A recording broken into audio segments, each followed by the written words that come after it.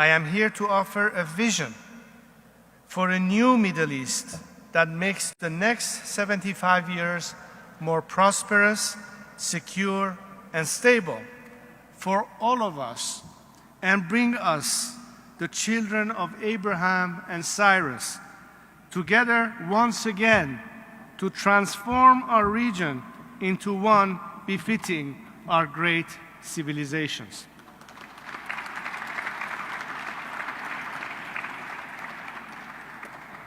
For years, despite the valiant and visionary efforts of leaders across the Middle East, our region continues to be seen as one replete with conflict and strife.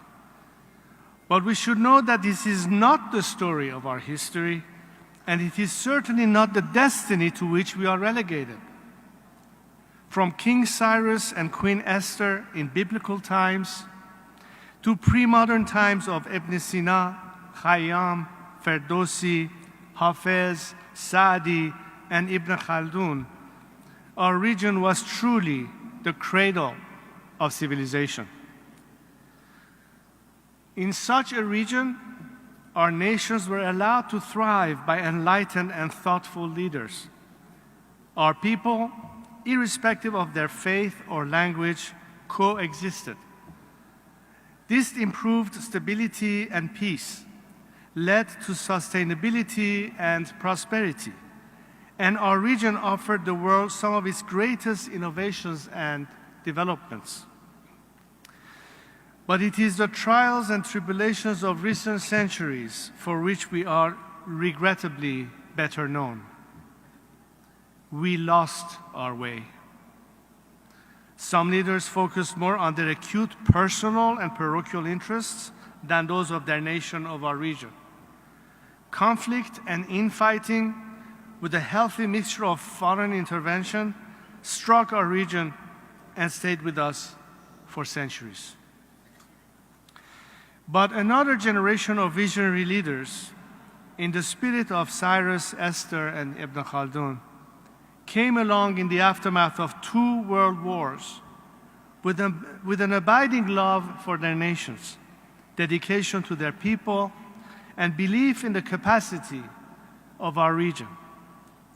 These men and women, from Golda Meir to King Abdullah, to Anwar Sadat, to King Saud and Faisal, to my father and others, were not content for their nations to be backwaters of the region, to be defined by conflict, poverty, and strife. They were determined to reach the pinnacles of what they believed destiny held for their nations, people, and the broader Middle East.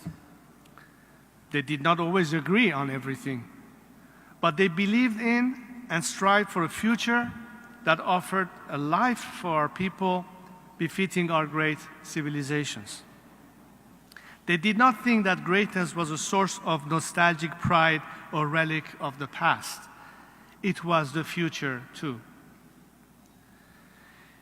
Yet, since 1979, there has been an evil force waging war on this vision, the leaders who offered it, and the people it was meant to benefit. I recall at the time how many of our friends in the region offered us solace and condolences, not only to my family, but to the Iranian nation. I would always respond that it is not just Iranians, but each of us that must fight this evil force, for its aim is to destroy that lofty vision of our region, and destroy each and every person and nation who subscribe to it in the process. For 44 years, that is exactly what we have seen.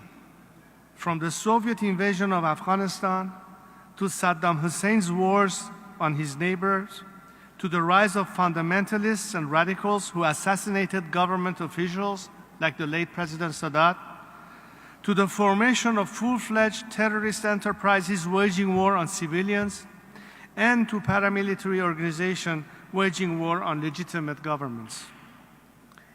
Each one of these can be traced back to the rise of this evil force of power in 1979. Our region does not have to be like this.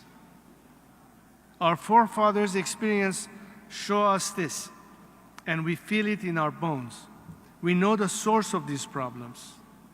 The question is, will we do something about it? History, be it biblical or contemporary, has shown that when visionary leaders band together, they can do something about it. And across the Middle East today, we are seeing the beginnings of this shift. Much has been made of the remarkable progress from Tel Aviv to Dubai to Neom. And it is indeed remarkable. The lives of people in these nations are improving drastically. But my friends, something is missing. This progress, this development, this shift will not be sustainable while this evil force continues unabated and often empowered by those interfering foreign powers of yesteryear. Do not be fooled by those who will tell you that this evil force can be put in a box, that its threats can be contained, or that its nature can be altered with financial incentives. Evil is evil.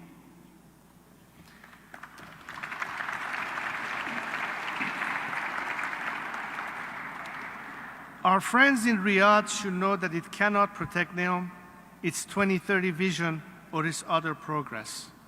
And our friends in Abu Dhabi must understand that they cannot defend Dubai or the economic powerhouse they have built by giving in to pressure from appeasing Western leaders or blackmail from this evil force. This strategy may work for a few months, even a bit longer, but it will inevitably fail. There is another path, however, the path befitting our great civilizations. It may not be easy, but visionaries' jobs are never easy. Luckily for us, we are guided by our history. We've done it before. What I ask you, my friends, if you believe in this vision, if you are ready to take this step together, is to make a strategic shift from dealing with this evil force you know in Tehran to making a bet on an alternative future, a secular, democratic government. That is what our people, like your own, want. That is what my compatriots are fighting every single day for. The Iranian people are among these visionary leaders. On the streets of cities and towns across our country, they are standing up empty-handed against their oppressors who are armed to the teeth. They are taking their fight to factories and production lines with strikes. They are embarking on inspiring new campaigns of civil disobedience and resistance against this regime, which is trying to stifle them and this vision. In doing so, they are extending a hand of friendship to all people of the region. The Iranian people seek peaceful, productive relations with the people of Israel, of Saudi Arabia, of the Emirates, of Jordan, of Bahrain, and all nations in the region, based on mutual respect and cooperation. My compatriots believe in this vision and are making the ultimate sacrifice to make it a reality. That vision, turned into reality, has the potential to turn our region into the cradle of civilization once again. It can bring opportunities for economic and trade cooperation that can improve the lives of our people and provide stability for the world's largest companies and new homegrown innovation. It can permit our experts and scientists to collaborate to solve cross-border challenges, including the threats posed by water shortages and the climate crisis. It might even provide for regional security agreements and cooperation, shifting more and more our budgets into investments in the future and not firearms. But this strategic shift, this visionary leadership, requires not relegating Iran to an issue of the nightly news that deserves statements of condemnation one day and messages of solidarity another. Make an investment in the people of Iran and in the alternative to this regime. I am not telling you that change will be immediate or that it will be easy, but while our people are putting their lives on the line, I am here to ask you to join in the fight for this change. In the end, it will be worth it. I do see visionaries today in our region, like my friend Minister Gila Gamliel. We are walking on this path, and we believe in this region. Not only do we believe in it, but we are working to make it a reality. Once this evil regime is defeated and gone, a new dawn will bring us peace and stability. It will provide multiple opportunities to improve the lives of so many citizens of our region, working in harmony and brotherhood. Let us march together on this journey. Thank you.